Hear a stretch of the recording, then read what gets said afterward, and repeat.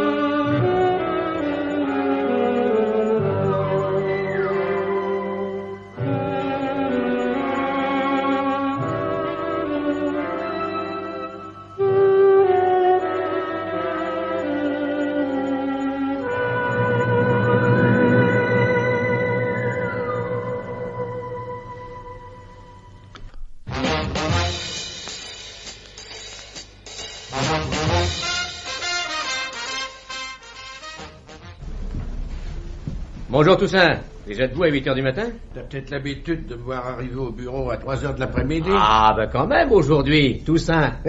Je pensais que... Ça s'arrose, hein? Ça s'arrose quoi? Bah on est le 1er novembre, mon vieux, c'est ta fête. Oh oui, marrant. Enfin, si tu as le temps de rigoler, toi t'as de la veine. Dis donc, mais c'est vrai que t'as du pain sur la planche, hein? Du toit est grippé et c'est toi que le principal met sur l'affaire de cette nuit. Non. Ah non, ça non, il peut pas me faire ça. Tu es le plus ancien dans le grade le plus élevé. Après du toit, c'est normal. Il y a déjà un type qui t'attend pour une déposition. Tu peux dire que c'est ma fête. Je prends mon tour de service la nuit, je m'appuie une balade à la Varenne pour un bel assassinat, et on trouve encore le moyen de me faire travailler le 1er novembre. Ah non, alors moi ça je suis verni. Ah, bah au moins, toi, quand on te met sur un boulot intéressant, t'as l'air heureux, ça fait plaisir. Fiche-moi un peu la paix, tu seras gentil. Alors cette affaire, puisque c'est moi le chef, hein, autant en parler. Rien dans les journaux, j'espère. Oh, pas encore, mais alors, tu vas voir les éditions de Milly. Oui. L'assassinat de Sylvie Sarment, tu imagines? Les fiançailles du grand-duc Géronimo vont en prendre un sacré coup. Ah, c'est quand même triste, cette petite qui se fait descendre en pleine gloire, là, bêtement.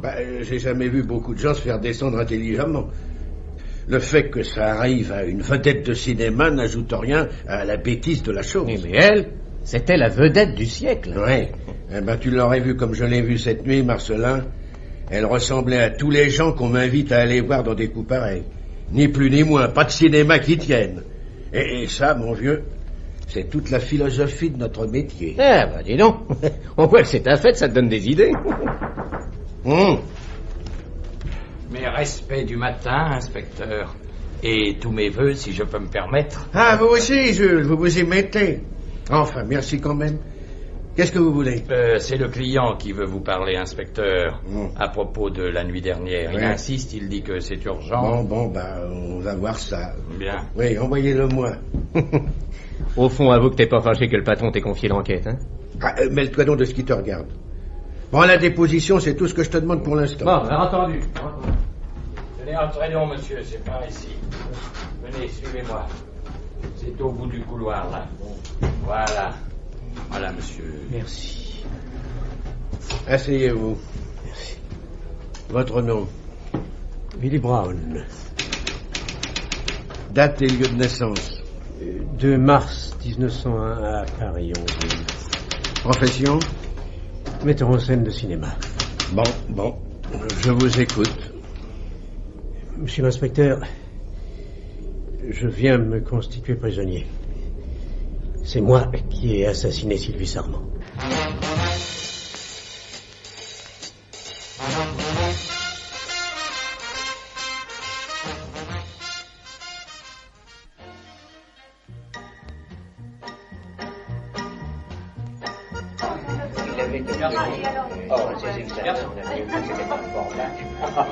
Monsieur Brown? Oh, c'est vous qui m'avez téléphoné ce matin? Oui, c'est moi. Vous trouvez que j'ai du toupet? Non, asseyez-vous. Qu'est-ce que vous prenez? Oh, je sais pas. Un jus de tomate. Garçon, un jus de tomate, s'il vous plaît. Et un scotch. Bien. Comment vous appelez-vous, mon petit? Sylvie. Sylvie quoi? Sylvie Sarment. Ah. C'est joli. Alors, que puis-je faire pour vous, Sylvie? Je voulais simplement vous demander du travail. Je suis seule à Paris et je voudrais faire du cinéma. Tiens, vous avez pourtant l'air d'une jeune fille timide. Vous avez déjà travaillé? Oh oui. J'ai pris des cours d'expression corporelle à Lannion. Ah.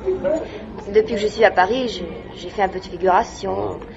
On m'a fait des promesses pour des rôles, mais toujours sous condition. Ouais. Je voudrais éviter ça, vous comprenez? Alors, j'ai pensé à vous. Je vous remercie. Et puis-je savoir ce qui m'a valu cet honneur?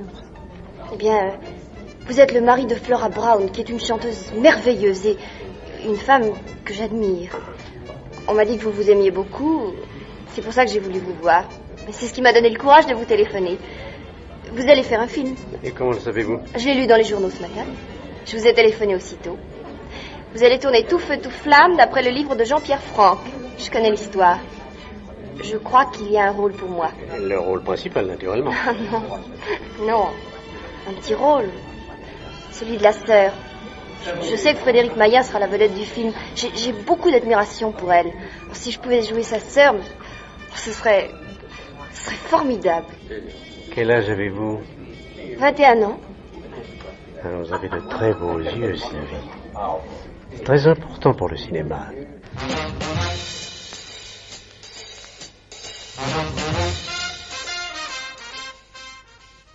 Elle avait des yeux immenses, d'un bleu indéfinissable, des yeux d'une pureté enfantine, plein d'inquiétude et de timidité.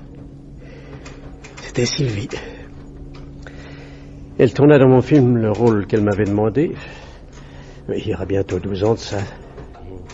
Tout feu, tout flamme, c'était un bon film, vous vous souvenez?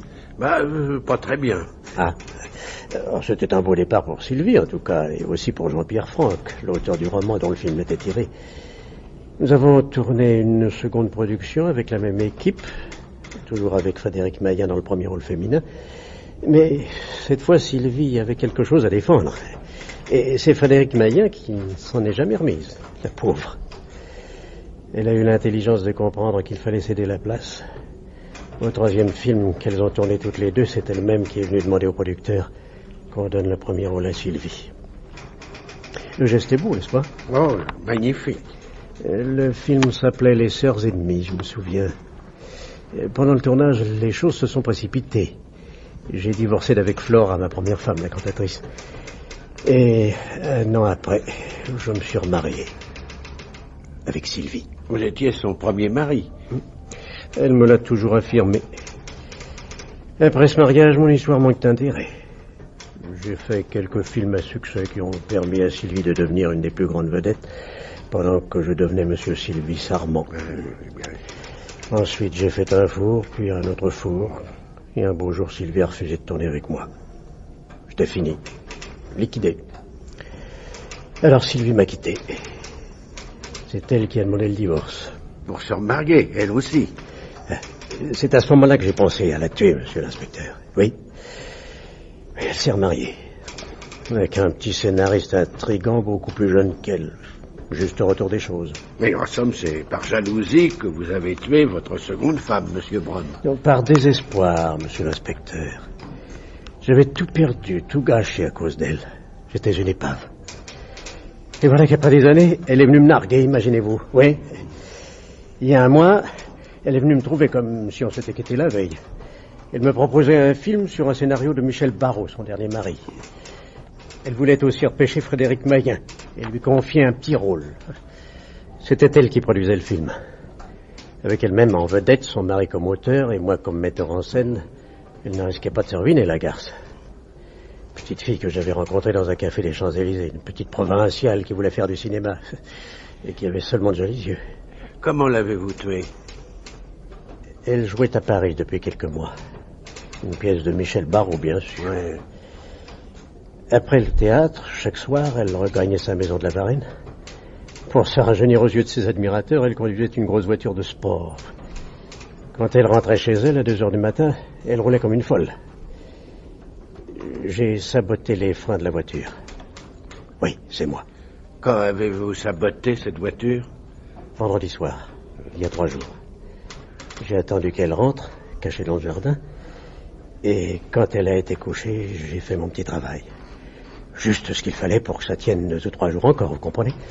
La victime, enfin, Sylvie Sarmon, elle avait un bon sommeil? Très mauvais. Elle prenait des comprimés pour dormir. Elle en prenait aussi pour le cœur et pour l'estomac. Sans parler de l'aspirine. C'était une vraie manie. Ah, pauvre Sylvie, elle n'était pas très solide. Vous voyez, monsieur l'inspecteur, j'en arrive à me demander si elle méritait la haine que je lui ai vouée. Je me suis imaginé qu'elle m'avait fait du mal, mais au fond, il n'y avait pas d'autre coupable que moi-même. Je n'avais guère le droit de me plaindre, et encore moins de la tuer. Voilà pourquoi je suis venu me constituer prisonnier. Où étiez-vous quand vous avez appris la mort de la victime? J'étais chez moi, boulevard des Batignolles, en compagnie de Michel Barrault et de Frédéric Maillan. Ouais. Oui, j'avais fait semblant d'accepter la proposition de Sylvie et j'avais fait venir les 2 autres chez moi pour travailler au découpage du film. C'est un ami qui nous a téléphoné vers 11h30. Jean-Pierre Franck? Oui, Jean-Pierre Franck, le romancier. L'auteur de Tout feu, tout flamme, mon premier film avec Sylvie. Franck habite la Varenne, lui aussi. À côté de chez Sylvie. C'est lui qui a été le premier au courant de l'accident. Michel Barrault était chez vous depuis quelle heure? 10 heures environ. Oui. Eh bien, je vous remercie pour cette collaboration spontanée, Monsieur Braun. Maintenant, vous allez m'arrêter? Oh, attends, une seconde. Vous êtes bien pressé. Marcelin. Oui. Veux-tu donner sa déclaration à monsieur? Voilà. Relisez ça rapidement. Vous mettez relu, certifié conforme, la date et vous signez sur les 3 exemplaires. Merci. On va se faire monter un jus, qu'est-ce que tu en dis? Bah, à cette heure-ci, moi, j'aimerais autant un coup de blanc, avec du saucisson. Pas toi? Ah, bah c'est pas une mauvaise idée. Jules, Inspecteur. fais-nous monter 2 sandwichs au saucisson avec une demi-muscadet. C'est pour la fête de l'inspecteur Toussaint. Entendu. Oui. Dites voir, il y a une bonne femme qui vient d'arriver pour l'affaire de cette nuit. Frédéric Maillan, une actrice. Bon, enfin, une ancienne. Non, on va voir ça. Attends qu'on ait fini avec le premier client, on t'appellera. À vos ordres. Et... encore bonne fête, inspecteur Toussaint. Ouais, tu parles. Bon, bah, très bien. Merci, Monsieur Braun. J'ai plus besoin de vous pour l'instant. Mais qu'est-ce que je fais? Eh ben, le planton va vous installer dans un bureau voisin. Et attendez que je vous fasse signe. J'ai tué Sylvie, monsieur l'inspecteur. C'est moi qui l'ai tué, le pauvre enfant. Mais oui, mon vieux, mais oui. Jules! Monsieur. Occupez-vous de monsieur. Eh ben, il est gratiné, celui-là. Et tu ne vas pas l'arrêter? Pas encore. Mais il a avoué. Ah, tu vas te faire incendier par le patron. Oui, ben, excuse-moi, j'ai ma petite idée sur la question. Ouh, mais comme tu voudras, c'est toi le chef. Oui. Jules m'a dit que Frédéric Maillan désirait te parler. Maillan? L'actrice des films de l'autre? Oui, c'est ça. Oh, ça devient sérieux. Jules! Voilà. La dame, s'il vous plaît. Tout de suite, inspecteur. Dis donc, on va en attendre des fameuses, j'ai l'impression. Avec tout leur divorce et leur mariage, ça doit faire drôle de salade, tout ça. Oui. Madame, je vous demande pardon, entrez, madame. Voilà. Pardon, monsieur. Madame, inspecteur Toussaint. Asseyez-vous, je vous prie. Merci. Votre nom? Frédéric Maillan. Dans le privé, Janine Bourris. Date et lieu de naissance? 23 novembre 1917. À Pontivy. Profession? Artiste dramatique. Parfait. Je vous écoute.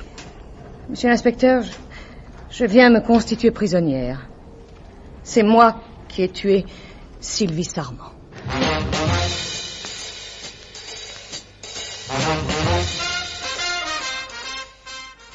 Bonjour Frédéric. Bien dormi? Qu'est-ce que tu fais chez moi? Comment es-tu entré? Mais c'est ta bonne qui m'a introduite, tout simplement. Je lui ai demandé de ne pas te réveiller. Je sais que tu es très fatiguée le matin. Tu as eu le culot de... Qu'est-ce que tu veux? Je suis venue te voir à propos du nouveau film de Willy. N'essaie pas de me faire sauter mon rôle. Oh, je vais me gêner. J'ai compris tes manigances, ma petite Sylvie. Les 2 premiers films avec toi m'ont suffi. Que tu aies réussi à me soulever Jean-Pierre Franck, tant mieux pour toi et tant pis pour lui, mais pour un rôle dans mon film, tu peux toujours te l'accrocher. Tu l'aimais, Jean-Pierre, ou tu veux rire? Fiche-moi le camp. Je veux le rôle, Frédéric. Sinon, tu t'en mordras les doigts. Mais le public s'en frottera les mains, mon petit. C'est le principal. Écoute-moi. Pendant que nous tournions Tout feu, tout flamme, tu m'as logé quelques jours chez toi. Tu te souviens? Si je m'en souviens. Quand je pense que je croyais dur comme fer à tes histoires d'enfants martyrs, il fallait que je sois vraiment fatiguée. Pendant que tu tournais les extérieurs de Tout feu, tout flamme, je couchais même dans cette chambre. Un jour, j'ai ouvert ton secrétaire. Quoi? Oui. Celui-ci. J'ai trouvé le tiroir à secret. Ça ne te dit rien? J'ai pris les papiers. Non. Tu peux vérifier. Oh, saleté! Tu as vu? Rends-moi ces papiers. Ils sont en sûreté, rassure-toi. Si tu es méchante avec moi, les journaux seront au courant dès demain. Tu vois d'ici les titres?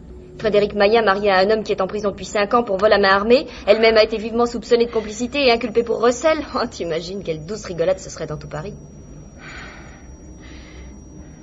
Tu veux de l'argent? Bon, combien? Pas d'argent, Frédéric. Qu'est-ce que tu vas t'imaginer? Il me faut le rôle. Tu vas dire à la production que tu ne sens pas celui qu'on a écrit pour toi. Je suis mieux le personnage. Voilà ce que tu vas leur dire. Tu veux mon rôle? Toi, tu joueras celui qui avait été prévu pour moi. Il n'est pas si mal. Le scénariste s'arrangera pour la question d'âge. L'ami de la famille tombera amoureux fou de la sœur cadette au lieu de partir avec la sœur aînée. Si c'est toi qui leur proposes le changement, ils trouveront ça génial. Tu es folle. Ne discute pas, Fred. D'ailleurs, je suis pressée, j'ai rendez-vous avec Jean-Pierre, il écrit un scénario pour moi. J'attends que tu me téléphones pour me dire que tout est arrangé. Jusqu'à 10h, demain matin. Sans faute, hein. Au revoir, ma chérie.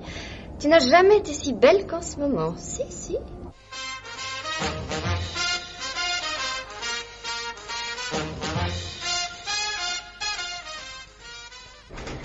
Voilà ce que c'était, Sylvie. Et j'ai fait ce qu'elle m'a demandé, elle me tenait. Le plus terrible quand on a tourné le film, c'est que j'ai été obligée de lui faire bonne figure sur le plateau et devant les photographes. On s'embrassait. Et le film s'appelait Les Sœurs Ennemies. Vous parlez d'un souvenir. Naturellement, on m'a fait un triomphe. Et on s'est bien aperçu que Sylvie ne valait pas tripette. Sauf la critique et le public, bien sûr. Mais ils n'y connaissent rien, on ne peut pas leur en vouloir. Ils lui ont même donné un prix dans un festival en Australie. Vous vous rendez compte? J'essaie. Dites-moi, chère madame, Sylvie Sarment a-t-elle épousé ce monsieur Jean-Pierre Franck, votre ami commun? Épouser Jean-Pierre? Oui. Oh, une nullité pareille. Oh non, vous rigolez. Elle avait de la suite dans les idées, la petite, croyez-moi. Dès qu'elle n'a plus besoin de Jean-Pierre, elle l'a laissé tomber. Mais lui, il était fou d'elle, figurez-vous. Et quand elle est allée s'installer à la Varenne, cet imbécile de Jean-Pierre a loué la villa voisine de la leur pour rester près d'elle. Et est tâché de se replacer à la première occasion. Seulement, après Willie Brown, il y a eu le petit Michel Barrault. Et le pauvre Jean-Pierre est resté le bec dans l'eau. Oui. C'est un milieu bien décevant, en somme. Oh, terriblement, monsieur l'inspecteur. C'est d'ailleurs surtout pour ça que j'ai abandonné le métier. Oui, néanmoins, vous avez gardé assez de rancune contre Sylvie Sarment pour l'assassiner. C'est elle qui m'a provoqué, monsieur l'inspecteur. Je m'étais retiré à la campagne en sauvant assez d'argent pour vivre tranquille. J'avais un jardin, des fleurs, la télévision. Oh, j'étais heureuse, ma foi. Et voilà qu'un jour, je reçois une lettre d'elle, de Sylvie. Elle jouait une pièce de son nouveau mari, Michel Barrault. Elle voulait que j'aille la voir un soir, le plus tôt possible. Elle avait une affaire à me proposer. Et vous êtes retourné à Paris? Oui. J'ai eu la faiblesse d'y aller. Je l'ai revue, dans sa loge. Elle m'a sauté au cou comme si on s'était quitté la veille.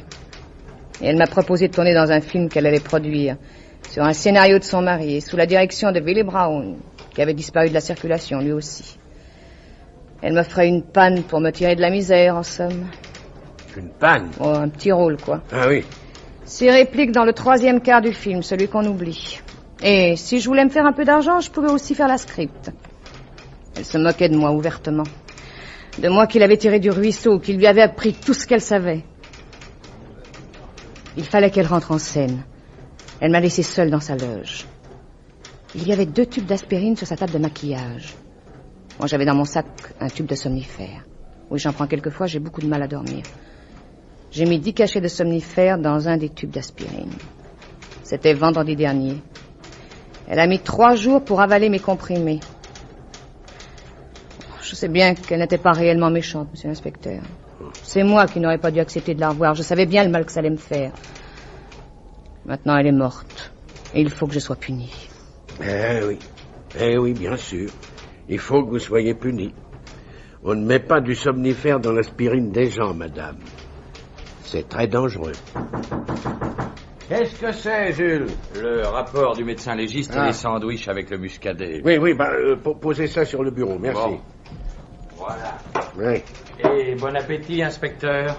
Et encore tous mes vœux. Oui, là, il commence à me casser les pieds menus avec ses vœux, celui-là. Eh bien, je vous remercie, madame. Votre déposition sera d'un grand secours. Marcelin, emmène madame dans la pièce d'à côté. Qu'est-ce que vous allez faire de moi? Je vous rappellerai dès que j'aurai besoin de vous. Au fait, où étiez-vous hier soir? J'étais chez Willy Brown avec Michel Barrault et Willy. On devait travailler sur le film de Sylvie. Oui, j'avais accepté d'être la script. Je voulais être aux premières loges quand l'accident se produirait. Et comment avez-vous appris que l'accident s'était produit? C'est Jean-Pierre Franck qui a téléphoné de la Varenne vers 11h30. Bon, eh bien, merci, madame. Bon, par ici, madame, s'il vous plaît. Je regrette ce que j'ai fait, monsieur l'inspecteur. Sylvie était si jeune, si gentille. Oh, tout est de ma faute. Oui, madame. Asseyez-vous là-bas au fond. Si vous avez besoin de quelque chose, le planton est dans le couloir. Alors, Toussaint, lequel des deux est cinglé là-dedans? Tiens, prends un sandwich. Et écoute le rapport, s'il te plaît. Femme d'environ 30 ans. Abattue de 3 coups de revolver dans la région pectorale. Un coup de revolver? Tu veux du muscadet? Ah oui, avec plaisir. Hein. Ah, comme ça va, merci. À la tienne. Santé. Allez. Alors? Alors j'ai vu moi-même Sylvie Sarment la nuit dernière. 3 coups de revolver, pas un de plus, pas un de moins. Qui appelles-tu? Je téléphone à Cretin. Hein? Oui, ils sont encore à la villa de Varenne.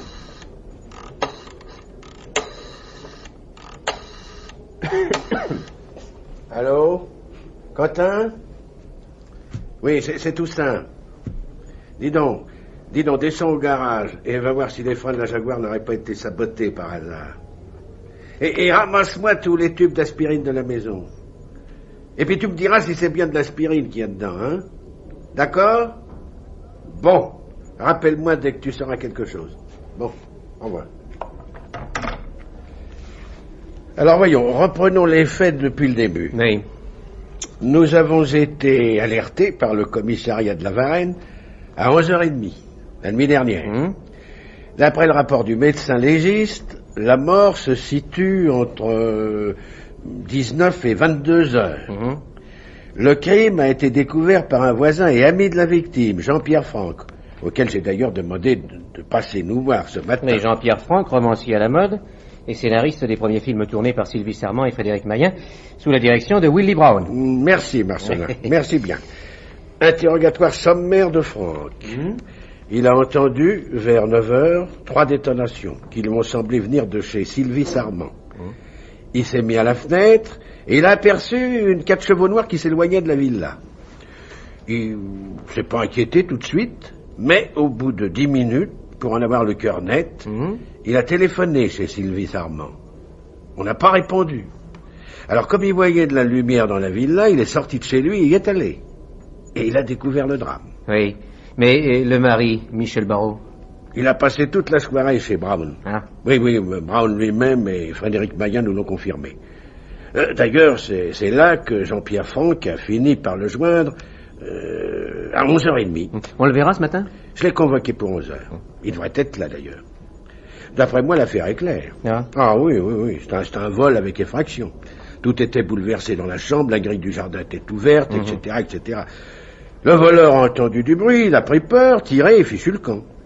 Le sac de la victime a été trouvé près du corps. Il était vide. Oui, bien sûr. Hein. Mais comme les choses sont parties, ça me paraît un peu facile comme solution. Pas à toi? Ah, si tu cherches la difficulté, ça c'est autre chose. Allô, oui. Non, c'est Marcelin. Oui, salut Quentin, ça va? Dis donc, et ton chien? Oh, mince. Oui, d'accord, oui. Je lui fais la commission, c'est ça. Allez, merci, vieux. C'est Quentin. Oui, il est embêté, son chien a une indigestion. Pour le reste, il n'a rien trouvé. Les freins de la Jaguar n'ont jamais été touchés. Et il n'y a pas un cachet de somnifère dans toute la villa. Oui. Alors, ils nous ont raconté des bobards tous les deux. Oh, ils cherchent peut-être à couvrir quelqu'un. Oui, ça m'étonnerait. Leurs histoires tiennent debout. Pour Brown, il n'a pas l'air très normal, mais Frédéric Mayen... Mais leur toujours une inculpation pour outrage à policier, ça leur fera les pieds. Inspecteur, monsieur Michel Barrault est là, avec une convocation. Faites entrer. Bien. Monsieur, s'il vous plaît. Merci. Par ici, là. Monsieur l'inspecteur. Asseyez-vous. Je m'excuse de devoir opérer ces formalités sitôt après le doc qui me... Enfin, qui nous... vos noms, prénoms, qualité, date et lieu de naissance. Barrault Michel, 22 octobre 1935, à Paris, auteur dramatique. Depuis quand étiez-vous le mari de Sylvie Sarmont? Nous sommes mariés le 15 septembre 1957. Vous viviez avec votre femme, bien entendu. Pas exactement. Mon travail m'oblige à demeurer continuellement à Paris, seulement les nerfs de Sylvie lui interdisaient de dormir ailleurs que dans sa villa. Nous avions donc chacun notre résidence. Vous vous entendiez bien? Monsieur l'inspecteur, vous abordez là un sujet délicat. On va sans doute vous en raconter beaucoup sur mon compte et sur celui de cette pauvre Sylvie. Je préfère tout vous avouer maintenant. Vous avouez? Non, rassurez-vous, monsieur l'inspecteur. Je n'ai pas tué Sylvie.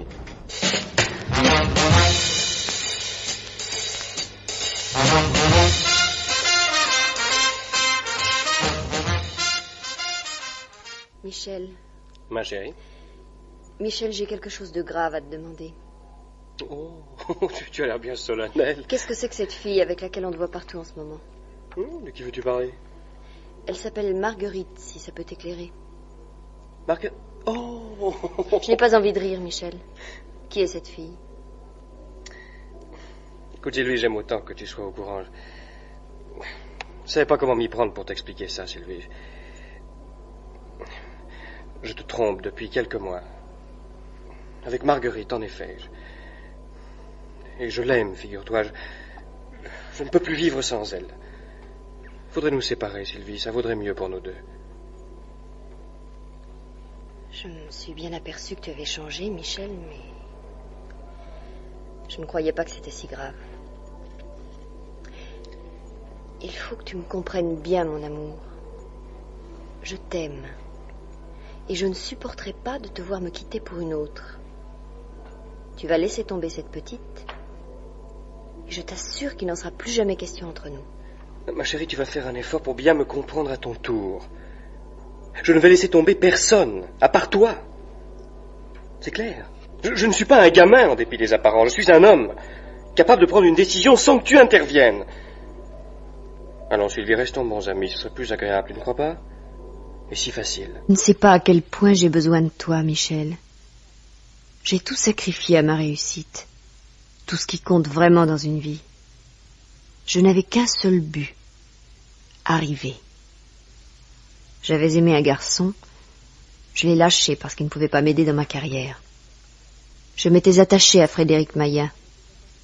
Je l'ai trahi parce qu'elle était un obstacle sur mon chemin.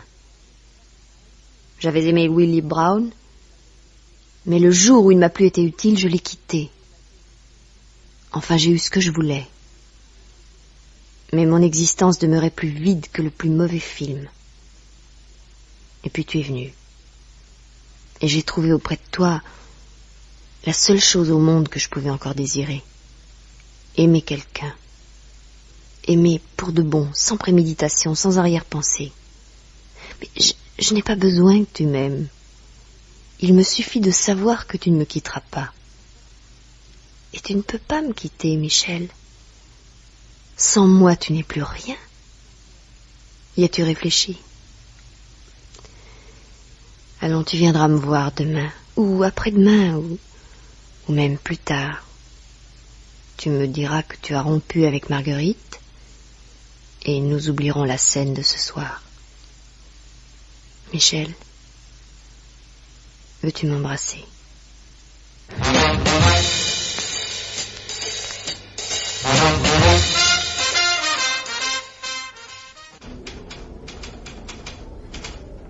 Voilà comment était Sylvie, monsieur l'inspecteur.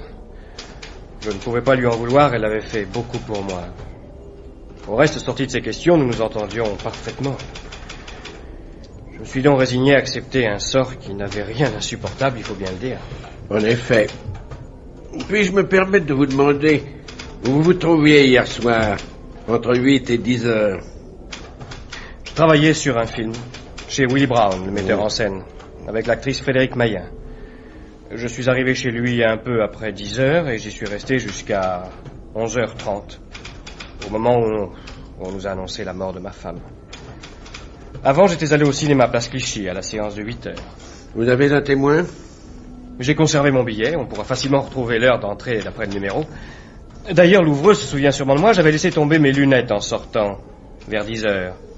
Et je suis retourné les chercher avec elle. Oui, mais je ne vous en demande pas tant. Quand avez-vous vu votre femme vivante pour la dernière fois? Hier à déjeuner.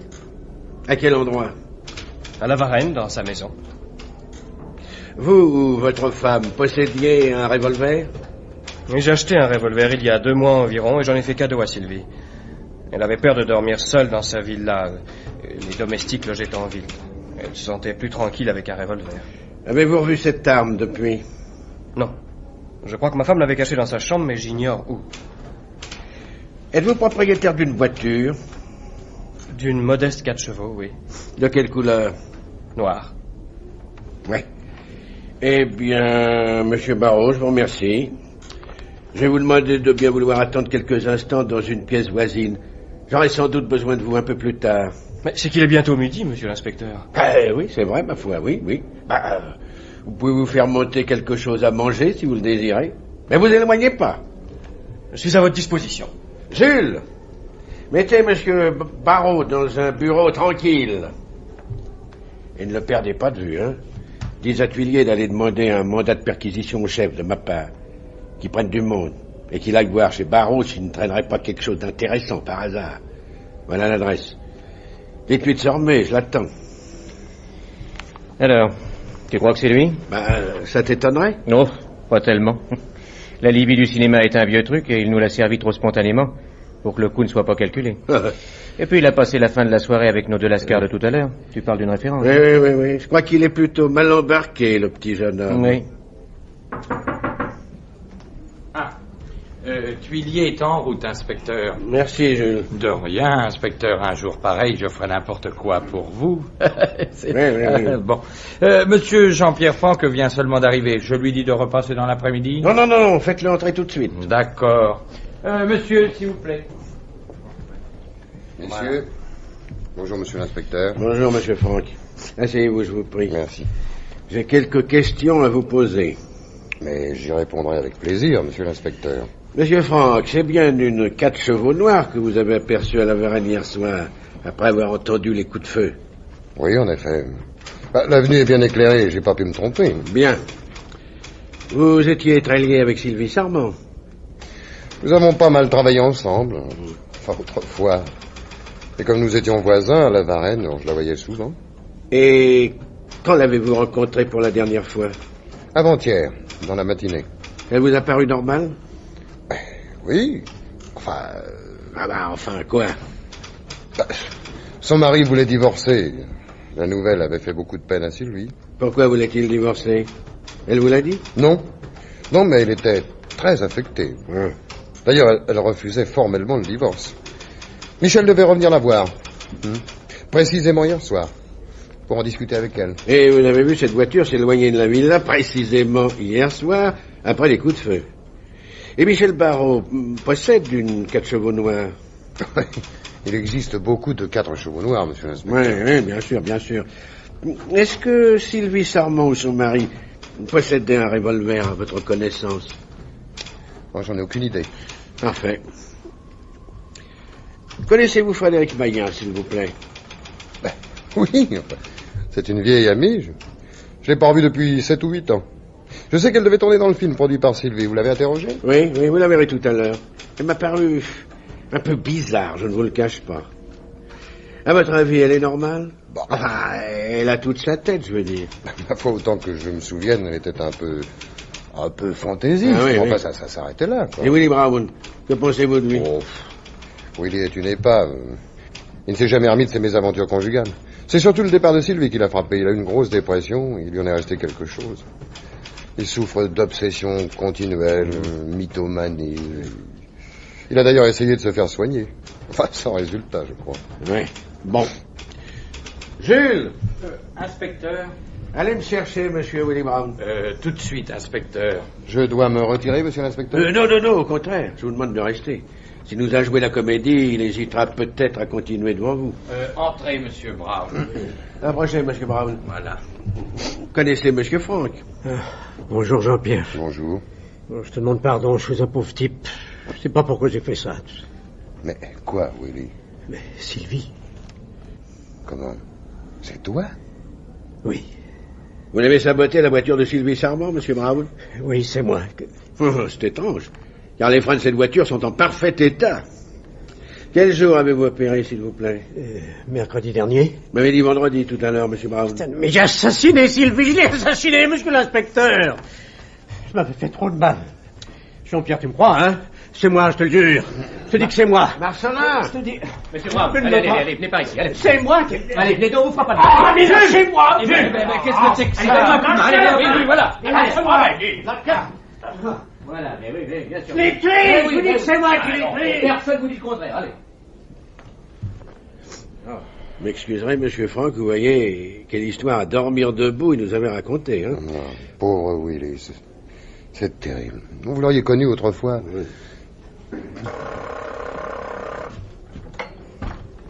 Allô? Oui, c'est moi. Hein? Non, sans blague. Sous le matelas? Oh, mais c'est enfantin, ça. Oh. Il en manque 3. Bon, apportez-moi ça en vitesse, ça mettra le point final. Oui, d'accord, je vous attends. Toussaint. Et donc, le vieux, c'est la crise, hein? Ils vont être forcés de lui passer la camisole, ils leur mettent saignant. Mais dis donc, je viens d'avoir Tuilier au téléphone. Oui. Oui, il m'appelait de chez Barreau. Ils ont trouvé le revolver. Non. Si, sous le matelas. Oh, tu parles d'un enfant de cœur, hein. 3 balles en moins dans le chargeur. Quoi, j'ai Michel? Oui. Oh, c'est impossible. Nous avons découvert l'assassin de Sylvie Sarment, monsieur Franck. Allez me chercher Michel Barreau, s'il vous plaît. Bien, monsieur l'inspecteur. Et, monsieur l'inspecteur, êtes-vous certain? J'ai tout ce qu'il faut pour l'être, monsieur Franck. Le mobile, les circonstances et les preuves. Je vois pas ce qu'un humble policier pourrait demander de mieux. Monsieur Barreau, inspecteur. Oui, asseyez-vous, monsieur Barreau. Voilà. Merci. Tiens, vous êtes là aussi, Franck. Oui. Heureux de constater que je ne suis pas le seul à souffrir. Alors, monsieur l'inspecteur, ça va durer encore longtemps, cette histoire. Oh, non, pour nous c'est fini, monsieur Barreau. J'ai la preuve que vous avez assassiné votre femme. Vous êtes fou? Non, cher monsieur, pas moi. Je vais vous expliquer comment vous vous y êtes pris pour tuer Sylvie Sarment, si ça vous intéresse.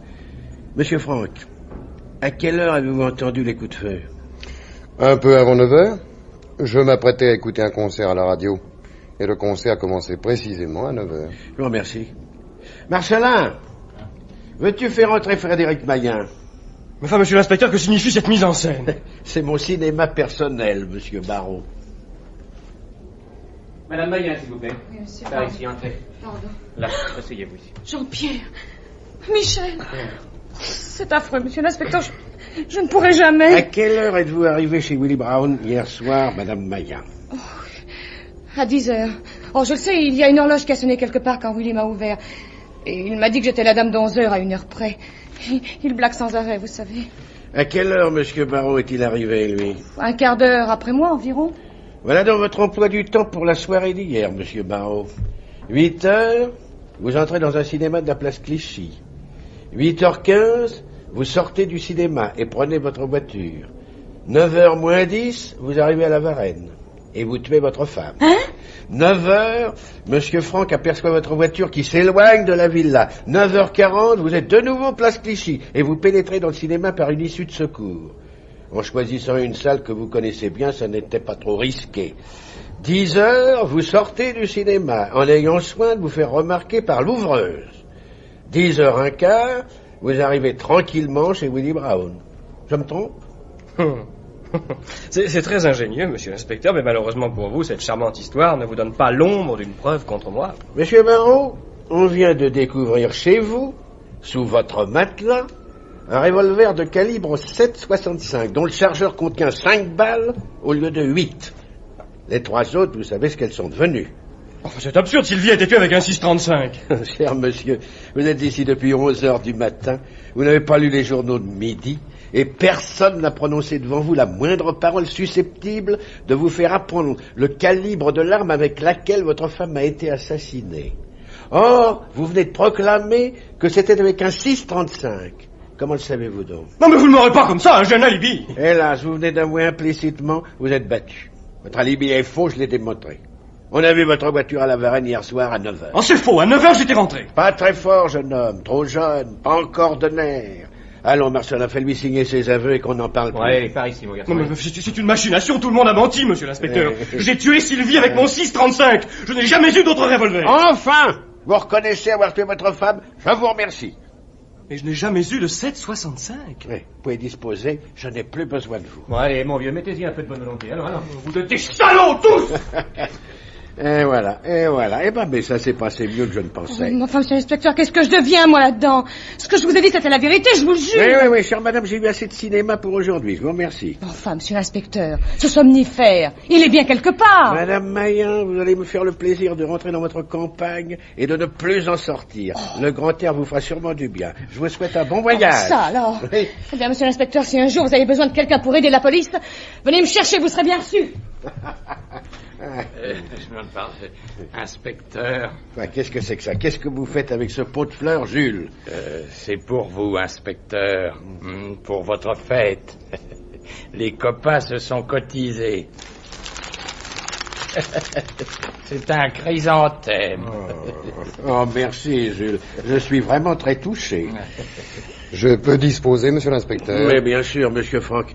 Laissez-moi vous remercier pour votre collaboration. Vous avez pu juger à quel point elle m'a été précieuse. Bon, monsieur l'inspecteur, j'avais une immense affection pour Sylvie. J'ai seulement fait ce que j'ai pu pour vous aider à venger sa mort. Mais c'est à moi de vous dire merci. Oui. Merci, inspecteur Toussaint. Merci du fond du cœur. Car sans vous, ce sale petit morveux aurait peut-être réussi à s'en tirer, sait-on jamais. J'ai bien connu Sylvie, voyez-vous. Et je peux vous dire que c'était une fille extraordinaire. Hélas, personne n'a jamais su l'apprécier vraiment. Excepté moi. Nous étions restés bons amis depuis nos premiers films. Elle venait souvent me voir en voisine. Elle me faisait des confidences. Elle m'a parlé un jour de son revolver, un automatique 6,35 qu'elle gardait dans un tiroir de sa table de nuit. Comme j'avais peur qu'elle ne se blesse et comme je me méfiais de Barreau, un soir de réception chez elle, je me suis débrouillé pour monter dans sa chambre.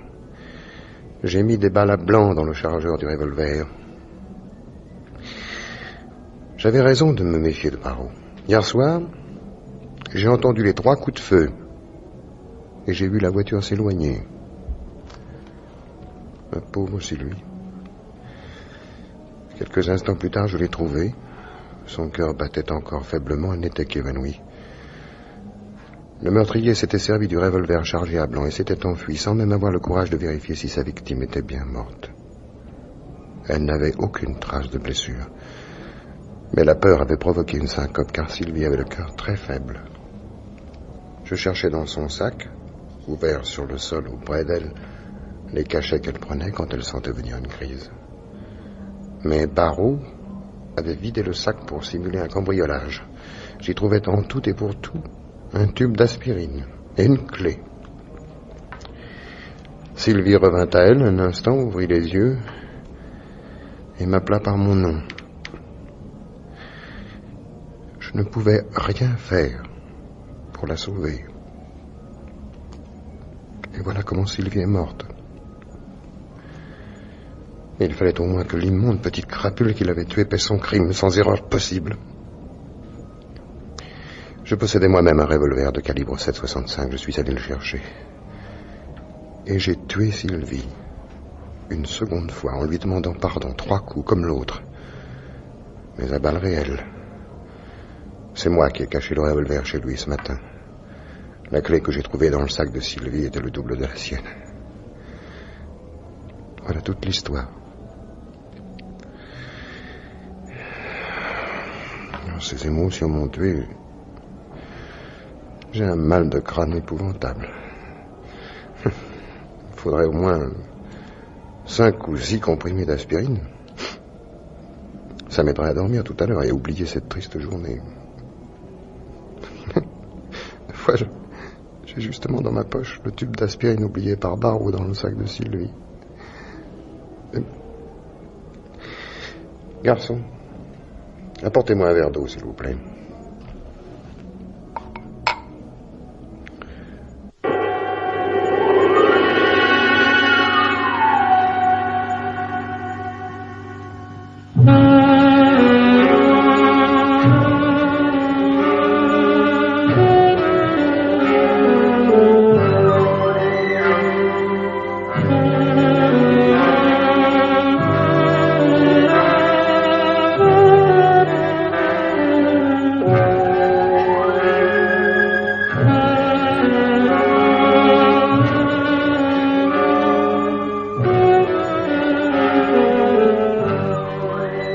Plein feu sur Sylvie.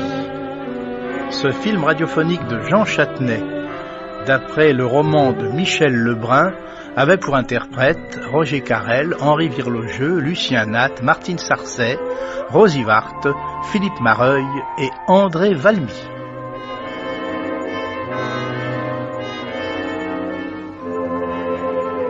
L'anthologie du mystère vous était présentée par Pierre Billard.